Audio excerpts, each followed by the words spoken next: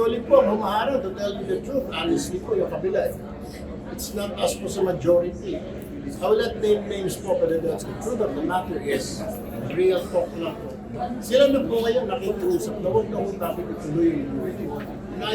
And I was saying, kung gano'n, dapat kayo magsabi niya. I mean, kayo yung inudyok-udyok niyo itong leadership ni Senator Win, pati ako, sasabihin nyo, tinatago namin. Yung pala, plano sila, huwag na raw ituloy muna, huwag na raw ituloy yung Blue Ribbon hearing.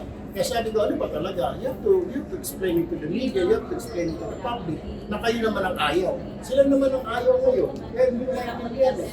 Ano ba talaga ang gusto mo? May reason po binigay bakit po ayaw naman na nila sa Blue Ribbon? Obvious. Dahil po text reason. Obvious. Kaya kung sino ang pinapaimbestiga, sino tinutumbok sa Senator Lance.